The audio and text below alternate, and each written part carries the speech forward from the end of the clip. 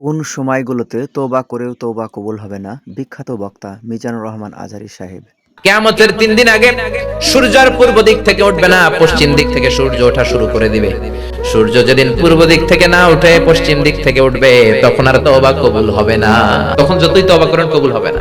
সূর্য যেদিন পশ্চিম দিক থেকে উঠবে, কোরআন খুলে দেখবেন কোরআনগুলো ব্ল্যাঙ্ক পেজেস, সাদা পেজ হয়ে গেছে। কোরআনে কোনো আয়াত নাই।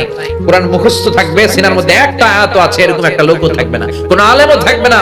সব আলেম ওলামা মুমিন বান্দাদের বাম বগলের এখানে একটা ফোঁড়া হবে, ওই ফোঁড়ার ব্যথায় সব মুমিনরা মরে লাশ হয়ে যাবে। শুধু কাফের মুশরিকদের উপর কিয়ামত প্রতিষ্ঠিত হবে। চিল্লায় কোন ঠিক কিনা? তার মানে কিয়ামতের আগ দিয়ে পশ্চিম দিক থেকে সূর্য উঠলে তওবার দরজা বন্ধ। ২ নাম্বার বাদাল গরগরা, মালাকুল মাউত যখন মানুষের রূহ ধরে টান দেয়, রূহ বের হতে বান্দার কষ্ট হয়, মুখ দিয়ে গরগর গরগর শব্দ হয়। ওই গরগরানি শব্দের পরে মানে মালাকুল মাউতকে দেখে ফেলার পরে তওবা করলে কবুল হবে না। এর আগ পর্যন্ত তওবার মতো তওবা করলে সব গুনাহ মাফ করে দিবে কে?